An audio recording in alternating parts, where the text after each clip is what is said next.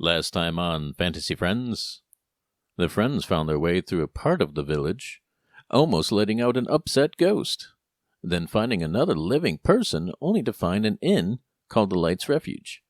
Trying to put clues together to solve the mystery of this village, they have a conversation, and decide to have another conversation with the Baron.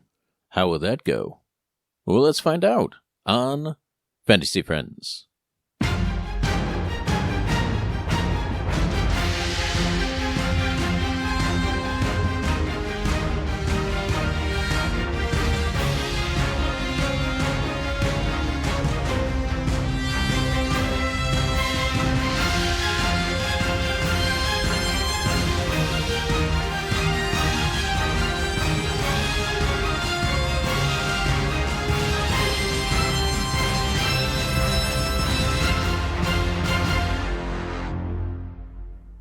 As Rayfon finally says, "You know what? I'm wasting my time here. I have to get back out there and find my brother. Lorray, I will talk to you sometime soon. I'll be back." And before she can protest or tell him to stop, he immediately opens the front door and just not really storms off, but just heads out the door. You can see him briefly. I was gonna say, which direction does it seem like he goes? Well, at first, as the doors, it kind of has this hinge where the door slowly closes on its own. I'm starting to echo. Not sure. I don't know either. I just sent a picture in Discord. Yep, that's Road to El Dorado. I think I'm good now. Oh, no, it's Nathan. Oh, yeah, it's coming from Nathan. What did I do? I don't know. Stop. It's not me this time. Yay! Yeah. Check. Checkity check. Oh, it's still going. What should I do? What are the comments? I don't see this picture you're saying. Can I see that? Yeah, in Discord. I know. Open chat. There's the button. Oh. Okay. I don't know. I haven't touched anything on my computer. Check. I'm still. I don't know. Maybe turn your microphone off and then turn it on again or something. I'll do that. Or leave chat and come back. It just keeps going. I don't know how to do. Well, now that he's gone. Oh, wait, never mind. There, I came back. Can I give Welcome a subtle bardic inspiration? Question mark. Bardic inspiration to who? To Rifen. Riven. Yes, as he leaves. How long does Bardic inspiration last? For 10 minutes. Years. Oh. 10 minutes. Concentrate. No, it's not concentration, is it? It's just No. Just a lingering Bradley, effect. He'll be you can dead do in that. 11. Because I dark. I don't want to go that dark. I don't know what he could Sometimes get you himself gotta into do in it. 10 minutes that he'll need help with.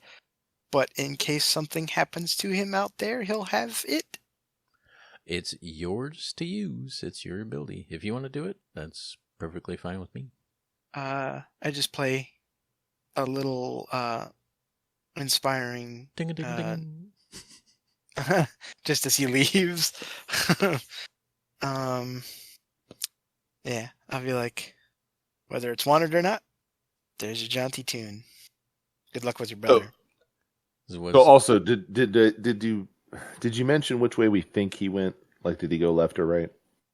I was just about to get to that. So Sorry. you, like, Tell me okay. now. So the door. He gets a D6 to an ability check, attack roll, or saving throw. Okay. And, all right. I wrote that down. And Yes. there's another thing. Mm-hmm. He has the bardic inspiration die if he, I don't know if he can cast spells, but if he does, and it restores hit points or deals damage, he can roll the inspiration dice and choose a target affected by the spell and then add that number rolled as a bonus, just in case he can cast spells. I don't know if he can. You don't know, Yeah, but but just in case, that's a part of the feature. So okay. All right. You know what? Because of that, I'll give you inspiration for being selfless. Hey. Okay, so the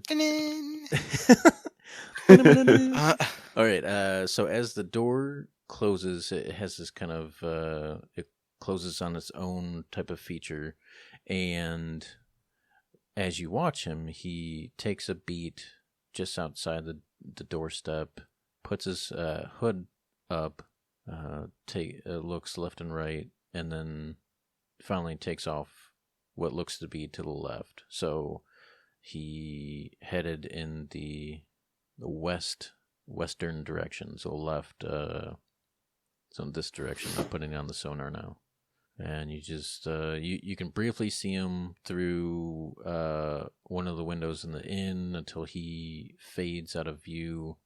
That you can no longer see him unless you try to be like a puppy dog and try to like smush your face against the window and be like, "Bye, Ryfen, bye." Choose not to be a puppy dog. Okay. And just as a reminder, the Baron's house is northeast, so technically he's not going. He's going northwest. Okay. Correct. All right, just making sure. All right. So, G. So you all turn back to Lorray, and then Lorray gestures with her hand, palm face up, to saying, "Please take a seat. I can explain the best as I can." And you all take a seat at the table, and she explains to you that just the brief history of the town and how they got to this point. So the Baron, which I don't remember if I said his name. Did I say his name to you guys? I don't have it listed. Okay, so I probably didn't. So the Baron, his name is Aluin O'Louvre, and he what he did was he became an adventurer. So he traveled east from a very well known, a large elvish city to the west. She said she's never visited the city itself, but she's been told that it's very beautiful and intricate and just very magical from the stories that she's read. And he traveled. He wanted to become an adventurer, so he decided not to do what his family did and followed his own path. And he collected people along the way, either saving somebody or him being saved by somebody, and they all just kind of formed this adventure group and traveled at least the nearby area and countries until finally he came across the woman and decided to settle down. Well, he decided in the mountains for some reason. He just wanted to let me take that back. He decided after he had this just hard fought battle against this dark wizard or spellcaster of some sort, Mulcrovis, that after defeating him, he was just tired of traveling, and so he decided to settle down, and he got married, and then he helped form the town of Oromar, and then after a while, his wife became ill after they had their child, and she eventually passed away. Well, he became grief-stricken and wanted her back, but he fought so many like dark people and just like bad people. He didn't want to go that route. He didn't want to go to forbidden magics, so he was in a little bit of depression, and he lost track of himself, and he kept on getting visitors that would, these people that like nobody in the village knew, never seen them before, but they didn't like these visitors. Then one day, he and his right hand man, Nicodeus, just stopped showing up. They stopped going into town. They stopped showing their faces, and then within days, this gloom started appearing, and it started affecting everything and everyone. And then nobody wanted to visit because they didn't know what it was. So, like, this dark fog just enveloped the area. And then there were some people were getting worried, so they wanted the Baron to, basically, because he was the Baron, he was kind of the leader of the village. They wanted him to kind of fix this. Can you fix what's going on? Well, a couple of people went into the manor to figure out what was going on, and they never came out, or whatever came back out was not. Just something bad happened, and then all these rumors started that there's something wrong with the Baron. He went to some dark place and he did something, either some type of ritual or found some type of stuff, and instead of, his goal of bringing his wife back to life, he just kind of went crazy and got all corrupted, and then this all happened. So that's kind of where they're at right now.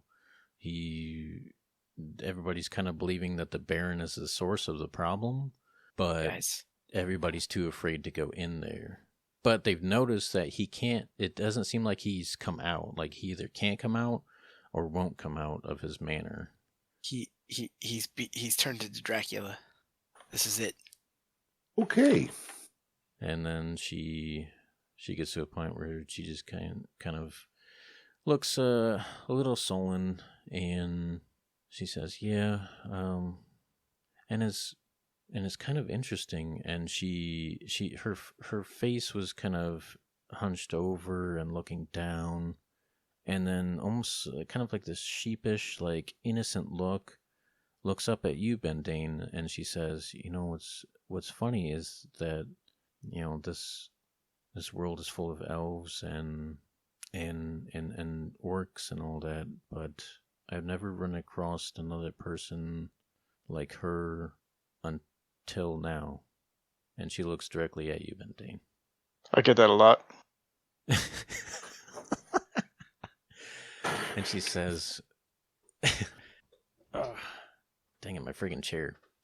And she says, no. Bendane says, "I am a bit of a woodworker. I could fix your chair for you if you'd like." Oh, Lord. Well, she says, no. She stands up and walks over to the bar, and then it looks like she grabs something from underneath the counter or bar or whatever you want to call it, and then she brings it back over, and then she hands over what looks to be a picture over to you three, but mainly Bendane. And as you look down, you see what you know that the Baron originally looked like. A very handsome man, blonde hair kind of coming down to a little bit below his shoulders, a very nice, warm smile, long pointy ears, and just kind of this very broad shoulder, very kind of like what a soldier would look like, or somebody of high respect would look. They just have this nice straight back, and sitting in a chair next to him in this painting is a human woman, and she says that is his wife. And throughout everybody's travels, they've never run across another human. And where do you come from? Bendane gasps and he says, "That's my mom." No, I'm just kidding. What? What? Our perception Either is the- totally ruined. Well, we don't know. Are either I of mean, these he people doesn't talk about it. recognizable to us? Hmm? Do we recognize either of these people for any reason? No, you don't. Pictures? Okay. Well, like as far as time wise, you don't know when this. So, this human came through a portal into this other world, and you don't know what time frame. So you have no idea when she actually, went through the portal. She married the Baron. Yes. Man, gold diggers be gold diggers everywhere, huh? Wow. Oh, jeez. So she asked Bendane where he came from. Yes. It's hard to explain. Earth, I guess. Do you know where Earth is? I've heard about it. I Who did you hear it from? from her. Hmm. Did she tell you what part of Earth she was from? She said around Germany or Austria. Makes sense. Yeah, she said she fell. She was walking one day, and it's as a, it was. She said it was a strange day, and then it was like all of the birds and people were just not around, and all of a sudden she just disappeared and reappeared somewhere else. So keep going. All right. But yeah, she fell through the portal, and then she ended up hurt and lost, and she didn't know where she was, and then eventually the Baron and his group just came across her and helped her heal, and she traveled with them for some time, and then eventually, they became close and they settled down. That must have been terrifying for her. She May I said, ask you, do you... Go ahead. I'm sorry. Go ahead. No, go ahead. please. Well, she said it was a terrifying moment in her life. It was. I happen to know where she's buried. Is there a grave plot? Is there a mausoleum in her favor? Like, That's a good question. I bet she has some jewels on her when she died. Wow. that is not what I was thinking at all. But yeah, I was just curious, especially since it could have been a spot where he could have cast a spell, causing a lot of this. Do you know where she's buried? Well, just like everybody else, she was buried in the graveyard to the northeast or northwest. Sorry, it's where the mountain starts. It's around there. We try to keep the grave a little bit farther away than the village. Because of the smell. That makes sense. Well, just superstition and all that, and just how magic is in this world. Okay. Does anybody else have any questions? Did she answer the question about the crosses? Oh, I'm sorry. So she Literally asked you one thing. Yeah, we didn't actually ask all the other stuff, but go on, please. Well, you also did say like what's going on here, so she. I know. So she Just says, like the amount of like that. so she mentions that it was her that put them on those houses. She said she was more or less a disciple of the woman. What is her name? I had her name written down. Man. Disciple of woman, as in the Baron's wife woman? Yes. And I just friggin' ugh. Yeah, it's super annoying. Audrey Hepburn. Yes, Audrey Hepburn fell through a portal. Well, if I find it, I'll say it, but I can't. But anyway, so she tells you that she was a disciple of the wife of the Baron, and she was very religious, being in the Christian faith. And so she taught her all of the different verses. She happened to have a Bible on her at the time that she fell through the portal. And so she's been learning, just studying the Bible, and so she uses those as wardings, and it seems to have an effect. So whatever she basically tells you, like, different aspects of the undead have been temperamental. So skeletons have been roaming around, and they just attack almost immediately on sight. Zombies have some sense. They're usually harmless, but there's like stages. Once you get too much into the fog and stay there, you then go from being a zombie into being a ghost. And if you become a ghost, you become very harmful and filled with rage. And so when she notices this, when it's like at that point, she has sealed basically townspeople in their respective houses so that they can't come out and attack people, go further out into the area and attack people. So that's why you see all of those crosses on the doors and the windows and all that. And if there's multiple ones, you gotta be very careful, because there's these things that they call ghouls or ghasts that they're very, very, very carnivorous, and they'll attack just like the skeletons, except they're even more ferocious. And so she's tried to lure some of them into houses and just, lock them in, basically. So you have to be, she tells you to please be careful. If you come across any of those houses, don't open them, because you could let loose something that is very dangerous. Bendane just slowly looks over at Lachlan and then looks back over at her. Go on. That's it. We've been, other than that, we've been trying to figure out what we can do about this. We don't know. We have some ideas, but it's just Is your first thought to talk to the Baron about it as well? After what happened so long ago, everybody's afraid to go in there. We don't know what the Baron has become, and it's very difficult to get around in the village, because you never know if you might run into something that really, well, honestly could kill you or turn you into something else. You did say... You seem like you've had a pretty easy time of it. Weren't you just walking around with a bucket of water earlier? Well, yes. As I said, okay. I'm a disciple of his wife. So I don't know. It just seems to be working out fairly well.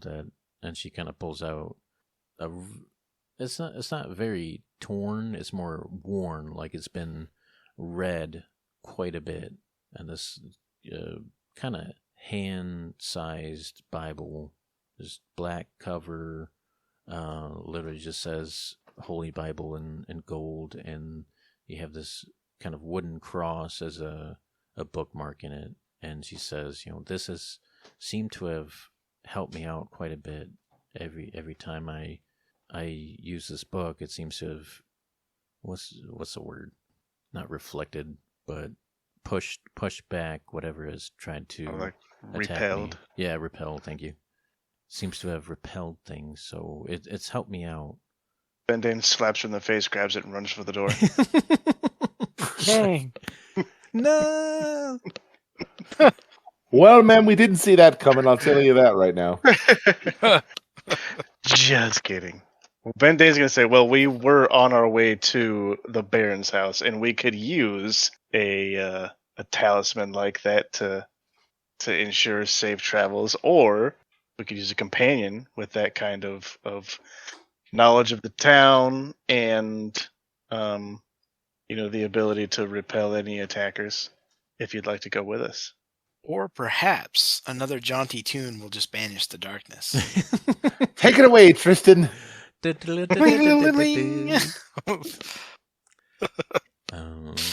that work? Look outside. I'm really disappointed you didn't bust into song for the next 3 minutes. Oh yeah, I wish. Yeah. Totally yeah, not that. Roll a persuasion check. To banish the darkness outside? No. No, Bendane. Should you roll a performance check? Are you extremely serious in wanting her to tag along? Yeah. And actually, I would chime in too with him and say, yes, please. We'll keep you safe as we go. Okay. What were you saying, Bending? I actually have a bunch of inspiration that I haven't spent, so I'm going to spend one, and I'm going to re-roll. You only ever get one. Okay. That's not how Yale explained it, like, in the second episode when he gave me my second one. Yeah, you can get as many. Don't believe, Tristan. You get as many as you want. 18. I'd forgotten. Let me take that off of my thing before I forget, because I will. I currently have 3 inspiration. Now I have 2. I only have the 1. So. Be more inspiring. So if you just listen to the podcast, that Fire was 18. my fist upside your head. Yes, Bendane rolled an 18. And she... Like every other woman. I don't know. Rolled a 37. Is excited to follow Bendane into his travels. Okay. Maybe excited is not the right word for it. Oh my gosh. By the way, Lita is the Baron's wife's name. Lita. Is her last name Cola? No. That was terrible. No. That was terrible. I was kind of a fan. Ugh. Lita Cola? Yes, I got it. Everybody listening got it. I don't know if they all liked it, but they got it. Did she take the Baron's last name when they got married? Is it Lita Alouvri? Yes. Okay, so Lorraine takes a moment to Unfluster think. herself. No, to okay. She takes a moment and she finally kind of gives a small sigh and says, If you think it'll help, I will go with you guys. Yeah, I'll just tell Galantrea if she could watch over the inn. I'll be right back, and then I'll just grab a few things and we can go. I do have a question. Yes. So, the other guy, where was his brother last seen, if I may ask? He was in Raven. town. Let me see, where's his brother's name? Reuven. Reuven and Riven? Jesus. Yeah. Are they twins? No. Oh. Rifen is the firstborn, and Reuven is the thirdborn. If you remember, Aletha and Nim are about to have their 4th kid, so they had 3 already. So Reuven was last spotted in town. As far as eyewitnesses seeing where he went, they don't quite know. They thought he went to the Baron's manor, but they're not sure exactly if he did or not. Which, since you convinced Lorraine, I will reveal the Baron's manor there. And I will reveal the graveyard, or might as well reveal the graveyard. That's really well drawn. Yeah. Don't sass me. No, I'm not. I'm being serious. I'm not being sarcastic. Mm-hmm. It's well done. I see that as a graveyard. Okay. I assume this is a church. The house next to the graveyard. Yeah, it's not a church. That is actually the well, I'll just say that Lorraine went through all of the kind of different places. So that is actually the caretaker's hut. So the caretaker that takes care of the graveyard makes sure that outside things like ghouls from the outer areas and stuff, they take care of that usually and shoo them away. And What a weird job to have to keep the dead stuff out of the cemetery graveyard. Well, it is a magical happy and dark place. So, yeah. So let me just catch up real quick. Little Ray, Ryfin, and Rufy are all Nim and Aletha's kids. Lorraine is not. Okay. She hasn't stated who her parents are, and Ryfin, from what Aletha said, Ryfin is that you know of, and Reuven is, but you don't know who that much about Lorraine right now, except that she was a disciple of Lita, which is the Baron's wife. Right, gotcha. Okay. Just wanted to make sure I was caught up. Did you want to look at anything else in the inn before you head off? Bendane goes pee before they leave. Goes pee? Yeah. Okay, as you go to the back, like the same direction that G went to go to the kitchen. Well, the opposite. I want to pee in the kitchen. No, the opposite direction. You can see that there's lavatories, or at least a small lavatory, and you hear her talking to G. You know, hey, I'm gonna help these guys go into the manor, and G's like, are you sure that's safe? And they're kind of back and forth as you close the door, and then as you go to the bathroom, you kind of look around, and it's like I said, it's like the two different things clash together, like old style stuff combined with like modern stuff. So you have a mirror, you have what looks like to be some sort of rudimentary plumbing, so you could like basically flush water. the toilet. Yeah, you can flush the toilet. You can use a rudimentary sink. It's not really hot water, but it's enough to where it works fairly well. But do they have soap? Unfortunately, no. You gotta kind of just bummer. Gotta wash really hard. You gotta rip your skin off. There's a hole that says "stick your hand in here for your hands to get clean." Yeah. You're not quite sure what happens. Yeah, it's just a rat that just like sucks on your fingers or whatever. Oh god, disgusting. But Bendane stares that hole for an inordinate amount of time before he leaves. But on the upside, there is a small little vase of flowers. I mean, they're dead, but there's flowers in there. They're dead. Yeah. Oh, lovely. And then you open the door and you just kind of walk on back to your boys. While he is in the can, I take it that means I'm left there alone with Lachlan. Yes. Fantastic. I'm not going to punch you, my friend. I'm not going to do that anymore. I just like stare. I do want to clarify. Yes. To Lachlan. So I'd like to find this guy's brother. Okay. If we can spare some extra, I don't know, resources or whatever to try to do that.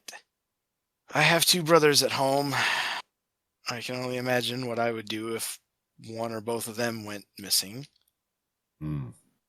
So. Well, do you think if we were to go confront the Baron, deal with that situation, and perhaps figure out what's causing all these dead, maybe at that point then be able to then go find the brother? I imagine, because like they said that he potentially went to the Baron's house, but he didn't come back. So if we get there, we can try and find him. Yes. Let's keep a keen eye for him. I think this sounds bad. Like, while Tristan says that, I'm going to look over at Lorraine. Is she still around me, or is she in back? It takes her a brief moment, but she has. Looks like she's. Actually, she ran upstairs real quick, and then she's. Let's just say she's now coming down the steps. She has kind of a satchel, draped around her shoulder, like a what do you call it? Like a cross bag, that's kind of hanging on her left shoulder, coming down to her right. And she's kind of Oh, like a crossbody bag. crossbody bag. Not a thank you. bag that is a cross. Okay, Yeah. gotcha. Well, as soon as I see her, I look at her and say, "Hey, we're curious. Do you know what this was? It Riffin, the brother? Yeah. Ruffin? It's both. Reuven. Ruffin. Oh, Do you know what Ruffin? Rifen, sorry. Rifin's the one missing. All right. Do you know what this Rifin guy looks like? If we were to Reuven come- is the one that's missing. Oh, okay. Oh, the one that's missing. Yeah. Technically, they're both. All brothers. right, the brother that's missing. For God's sake. Whichever one is missing. Do you know what he looks like? It's important to us that we find him as we get into the Baron's house. If we were to come across him, would you know which one he is? Ben Dane steps out of the bathroom at this moment and he says, "Hey man, he's probably got a girlfriend." Ignore that fella. She takes her final steps down as she's listening to you, and she stops at the bottom of the steps, and she kind of takes a moment. Well, he has similar features to Rifen. But obviously a little bit younger. He's got shorter hair than Rifen. If you were able to look at him before he kind of stormed off, but he has shorter hair, kind of parted down the middle, and he has a birthmark on his above his right eyebrow, just kind of a weird little spot. Other than that, he would just be wearing his usual shirt, his hunter green shirt or dark green shirt, and his overalls and his shoes. Alrighty then. We're going to keep an eye out for him because we'd really like to find him. Yeah, and then she also describes, so like she would be about close to the same height as you, Tristan. So she kind of moves her hand a little bit further up. So he's a little bit taller than her. And then you notice that at least Rifen was taller than Ben Dane. Shorter than you, Lachlan, but taller than Ben Dane. Okay. Yeah. So I'm going to... All right, side note for me. I got to step away. My dog needs out. Okay. Give me a second here. So a boulder falls on Lachlan and he dies. So and then if we're prepping to leave, if I step outside and cast detect magic, does anything happen? Does like the fog like light up or anything? Are you actually going to cast it? Yeah, I'm gonna actually cast it. So like you step just outside of the inn. Do I actually? Can I cast it as a ritual? Well, like maybe after talking with Lachlan, and then when the lady comes back, like I step outside, I'm just like, I'm gonna do this. I mean, happy just to sit there and get a drink and wait for you to finish. Let me see how long it takes. Yeah, it just takes 10 minutes if I ritual cast it. If you ritual cast it? Yeah. Seems pretty easy. And then I don't have to burn a spell slot on it. Yeah. You can. I went too far. Yeah, just kind of stand outside, like idly play like a song, and just kind of mutter the I don't know, whatever the incantation would be for. It's like it says verbal. I don't know what the incantation for a heck magic is. Okay, so 10 What minutes. you want it to be? 10 minutes go by. Lachlan, are you just grabbing something to eat or drink or whatever? I mean, if he went outside by himself, I would have grabbed a drink and stepped outside just to stand next to him, keep him safe as he's running the ritual. So Lorray helps you get a tankard and fills it up. You discuss what you want. They their main focus is ciders. So they have a bunch of different ciders, non-alcoholic and a few alcoholic ciders, like peach and apple and... The mention of apple, Bendane's ears get pricked up. Aye. One of those two. Sorry, Lachlan, I don't know any Celtish, Celtic hymns or Irish songs or whatever. Oh, Danny boy. Well, I How mean, barred yeah. are you? I mean, I'm only just coming to A grips non-Irish with when I say that. That's all right. with the loot here. I'm trying something new. Try singing "Baby Get Back." Maybe that'll help. If you, as a bard, especially from Earth, make your incantations 90s rap, that would be like the greatest thing ever. That would be fantastic. Jump, jump. Just play Metallica songs. Oh man, I have to remember that in the future. All right. So 10 minutes go by. I assume that Bendane has finagled an apple from somewhere and is eating it. Let me be clear, he did not pay for it. Of course. Well, they didn't really ask for payment. They just kind of Gave you one. yeah, just being polite. What kind of store is this? Okay. It's an inn.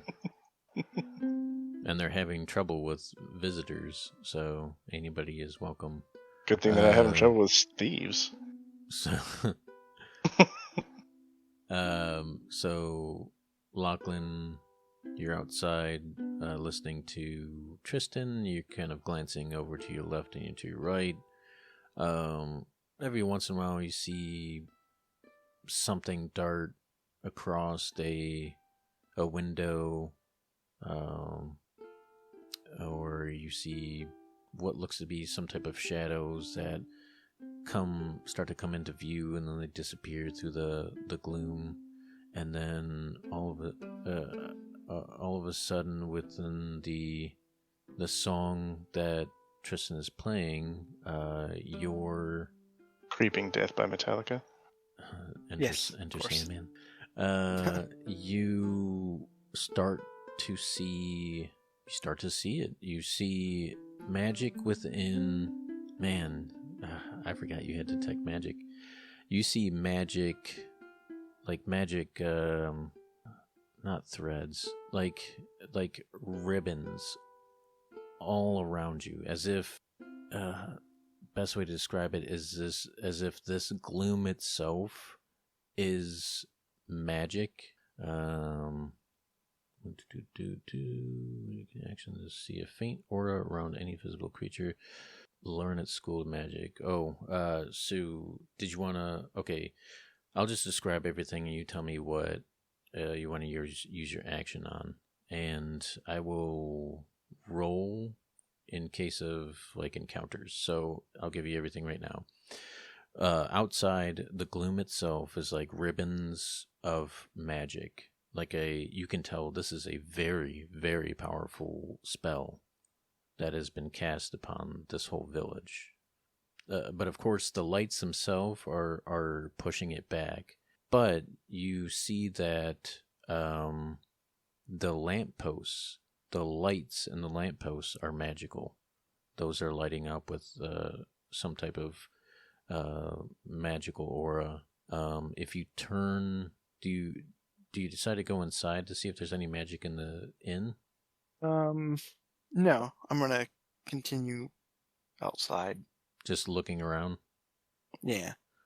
I will say this: the talismans or the wardings, those all are just exploding with magic, or at least what you can tell is some type of magic. And if you were to kind of just do a 360 inside the inn itself, through the wall, you see what looks to be above the counter, kind of wrapped in a cloth that you didn't notice at first, but through it you see what looks to be some type of sword shape that is glowing with magic, and the the picture or the painting, whatever you want to call it, the small painting that she gave you earlier, that is also glowing with magic as well.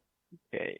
And forgot one more thing. The inn itself looks like it's highlighted in magic. What is the? All right, this I'll because I don't want to get the schools of magic on every bloody thing that I can see. I'll take the school of magic on the gloom and the sword, and also the crosses. Crosses. And 10 other things. So, Well, I mean, like, there's also lights. There's also like the inn itself. I'm not too concerned. So I'll go with the wardings. The wardings themselves seem to be some type of. It almost goes beyond the school of magic. It's like a. Let me see. It would be a type of abjuration, but it seems like an extremely high level of spell. It's almost like this divine aura coming off of them. The sword is it's not really it's more it feels like an enchanted, like it's an actual magic weapon. Yeah. Then the school of magic is like what, enchantment or whatever, I think. Pretty much. Or what is that called? God, it's transmutation, right? Something along those lines. It just all depends on the magic that was imbued on it, or whatever it's made of, or something along those lines. Like how it was crafted. Did you say there was? Oh, it is literally enchantment. Yeah. Yeah, that's what I thought. Was it? I thought there was a third one. Was I wrong? The gloom itself, you said, was magical. The gloom itself. The gloom itself is like I said, it was a very powerful illusion type of magic. That's the best school I can give you. It's some type of extremely high powerful illusion magic. Interesting. So I just kind of go back into the inn, and I talk to I'm like, that above the counter there. What is that? You talking to Lorray? Yes, Lorray. Oh, that is the Baron's moonblade. He used that to vanquish many foes, and especially he used that to. And as she's talking, she's grabbing a stool to go and like pick it up.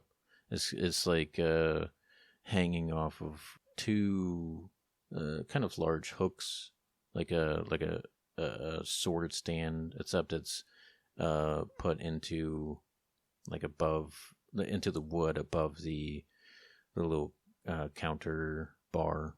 So she gets it down and reveals it from the cloth, and you see it's like almost like a scimitar type of blade, and she tells you that this was the blade that killed Molcrovis. When the Baron decided to stop traveling, he wanted to be. He didn't want it anywhere near him. He didn't want to. It was just kind of a thing that he didn't want to see too much, because he always had a thing for traveling and adventuring, and with him wanting to settle down, he didn't want to have that kind of. It was almost like an addiction. He wanted to go out and travel, but he didn't want that to interfere with the life that he wanted.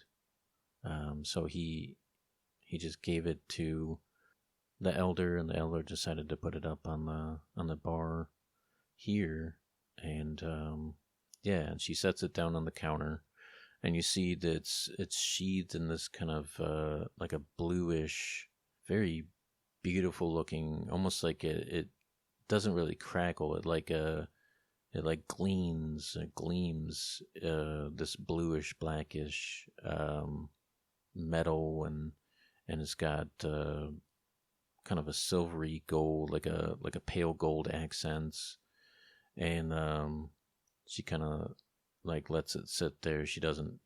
It's like she doesn't want to unsheath it, and she says, "Yeah, if you don't know anything about moon blades, they're handed down to like their family blades. They're handed down, and so the knowledge and the energy, some of the energy of the previous owner is passed down through the blade to the new owner, and it's just it continues on like that, and then either eventually it just gets lost through time or it just rusts for misuse. But yeah, that's what this is.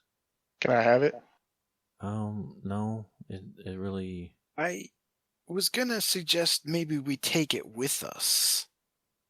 It really wouldn't matter if you did. It has Well, I to mean- attune. It has to attune to you in order for it to be functional at all. Well, I'm not So actually, the saying we reality use is it. it's not even going to work. well, It's I no mean, different than having a regular blade. You're half right. Only somebody of the bloodline can actually attune to it. They're very finicky blades.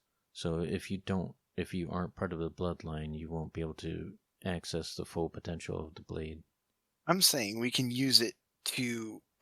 We don't know what's going on with the Baron. If he is behind this, then Then we maybe can give it to him to make him even harder to beat. Whoa, no, we can use it to appeal to who he once was. I don't know. Maybe it has some other hidden meaning, maybe some other special power we don't know about that can be used against him or for him. I'm not sure. I don't know. You wanna investigate it? I would like to, sure. Or persuade her to take it. That'll come in a minute, I guess. But yeah, I'll take a look at it. Can I actually draw it from the sheath? Do you try to? Yeah, I'll give it a try. She cuts your hand off. Like I'm not like trying to draw it all the way out. I'm doing like like they do in the movies or whatever. They pull it out a little bit and take a look at the blade. Okay. So you put one paw on the handle and you put another paw on the sheath, and you look up at Lorraine looking for approval, and she kind of she gives a nod, and you slowly unsheath the blade, and you see that it is a very, very beautiful blade. It almost glows like the moon itself, like a ray coming from the moon. The blade itself glows like that as you kind of turn it in your hands and look around just at the small bit that you've unsheathed. You can feel that this is a powerful blade, but you can't.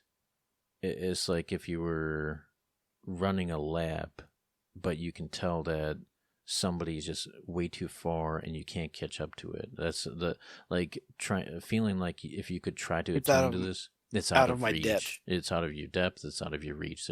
You can tell just by like holding this blade. There's no way you can attune to this.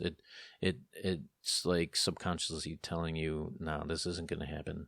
Yeah, that wasn't my intention anyway. But you can tell this blade is very sharp. It has not lost its edge. It has an interesting hilt, similar to the sheath itself. It's got this pale gold accents. The hilt goes around. It almost creates a guard in the front to protect the user's fingers from getting cut, and it attaches down to the bottom part of the handle, and it goes into this ball, and the ball itself looks like, it actually doesn't look like a pale gold. It looks like there's like this sphere with something in it, and that's what you get from this blade just by holding it. And then you sheath it fully back up, and then place it back on the counter. And yeah, that's just by observation, just by holding it. That's what you get from this blade. That's what it looks like, and that's what you can at least feel a little bit. If you were to dig deeper, you could maybe pull something else. But I would say you'd either have to roll a Arcana check or an investigation check on any more of this blade. I'll investigate it. Sure, I'll go further. Why not? A 16. 16? Okay. So you've already held this blade. You looked at it, and the one thing that stands out is what I described at the end of the handle, this little ball. Here. It almost looks like a glass ball, like a miniature snow globe, so to speak, except it's let's say like a large marble, and it's transparent, with the exception of one thing, which is let me describe it. There is a gold tooth that is just basically sitting in this large marble type part of the blade, or the end of the handle.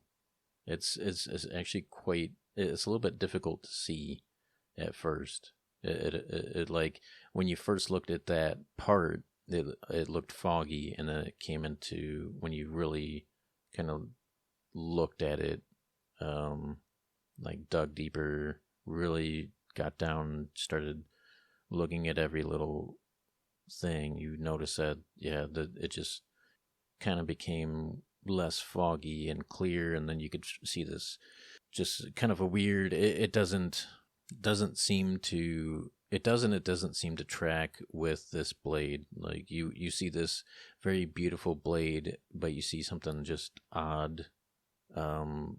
With the 16, you don't know if this is part of the ritual to create the moon blade, or if it's something else entirely, as far as this tooth is concerned.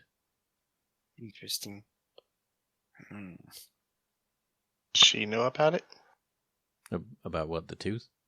Yeah. You Just table talking. You could ask her. So she says, I doubt she would. I know about the blade, but I don't know. I don't know if that was there before. I didn't really. I wasn't really intrigued by the blade. It's just not a thing I was super into, I guess would be the best way to describe it. I just I thought hearing about the Baron stories were interesting, but I never really looked that closely at the blade to notice that. I'm not sure. It doesn't, from what I know of the Moonblade creation, that usually isn't. But again, I'm not really an expert on Elvish, old Elvish customs and rituals. That's fair. Are we taking that thing or what? I would say we should probably take it with us. It could be useful. Throw it in your unlimited bag of holding and let's get on it. Oh yeah. I'll just We all have one, don't we? I thought we all had one. I'll turn to her and I'll do you mind if I take this with us? Do you mind to compromise that that you allow me to hold on to it? Yeah. Okay. So she picks it up and she draws it closer to her, and then she looks down, and like she doesn't really have a place. Like she has this a light blue dress and this kind of like sash that just kind of holds it, like holds her waist, and then she has like little things here and there that she can like attach to that sash, but she doesn't have anywhere to really like put the blade, so she's just like, okay. So she just kind of Holding like, it awkwardly. yeah, holding it awkwardly, and she's like, oh, okay, are we ready to go? I'll give her a length of rope that she can use as a belt for the blade. And then she says, oh, thank you. And then she takes a minute and kind of fumbles around. You can obviously tell that she's not Bendino help tie it. well versed in. Okay, she's not well versed in weaponry, Adventuring, yeah. or that, yeah.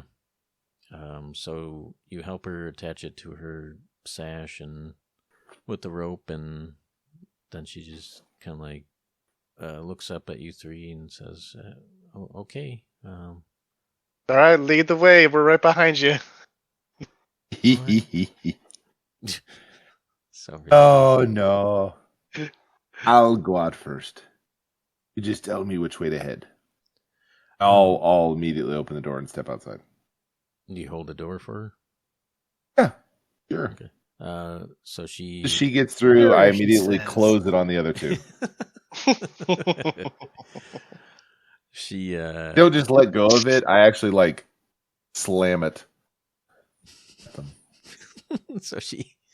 so she walks outside and gives a smile and a nod to you, and then she watches as you slam the door in the other two, and she like her eyes go like super wide, and she Just look at her, kinda, smile, and go, that's what friends do. Oh, okay. You three must be really close to be. From the other side of the door. Not at all. Oh, okay. Well, it's this way, and she points to the right, over in this direct. Where's my pointer? Okay, over in this direction. So to the right, to the east, you head in that direction, where past the produce and past the two residential houses, and you come to a bend in the road, which takes you to the left, which would bring you headed north. And as you come out from the basically the main street of the village, she stops for a moment at that corner where it turns north, and she says, just give me a moment. And she pulls out her Bible, and then she starts flipping through, and then you hear her kind of, you hear her muttering a couple verses in her, from her mouth, and then all of a sudden, like within a moment, 4 lights just appear around her, and then she sends them forward, and you can see that the house to your right doesn't have a lamppost that's lit. So all of a sudden, one of the lights goes to the lamppost and it lights up, and then all the lights, there's a couple lights down along this road that she lights up with these lights, and she says, okay, that should protect us from anything coming close to us. And you head north, and as you get closer, it starts to clear way, and because of the light, it clears way of the gloom, and you see this quite large, similar to the estate that you came across in your virtual room. It's very similar, except there's quite a few windows that actually have what look to be curtains. Some of them are open, some of them are closed. There's bushes that look like they're kind of decaying around the front of the manor. To the left of the manor, there's another house, but each one looks different. This one looks like it could be like a servant's quarters or some type of house like that. The one you previously went past down this same part of the street looks like it could have been for somebody important as well, but you just don't know who exactly.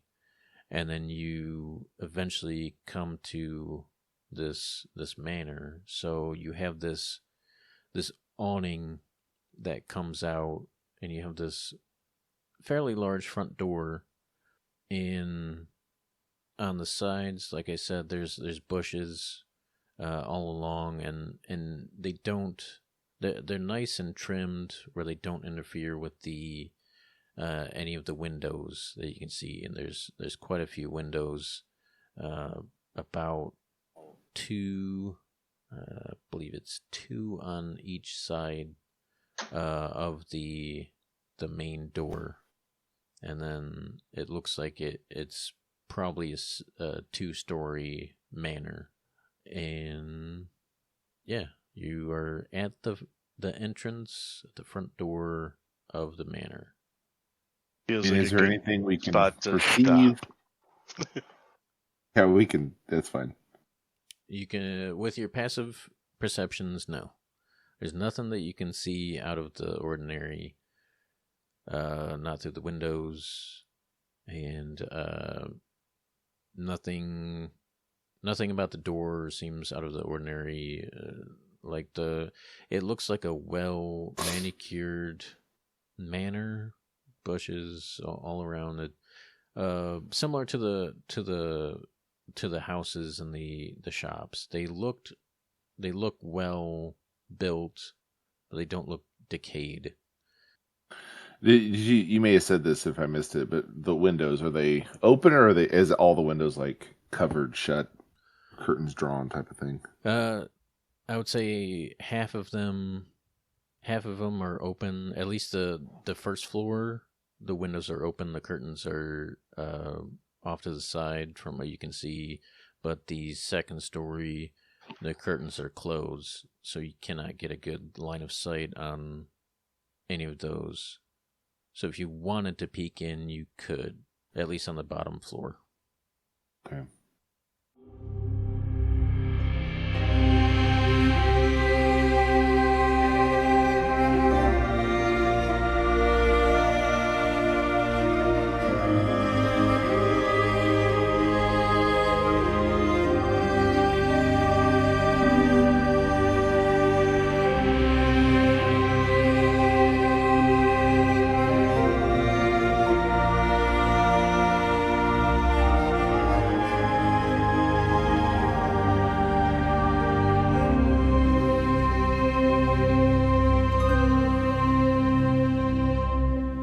Hey friends, thank you to Brian Sanderson, BrianSanysyn, for the intro and outro.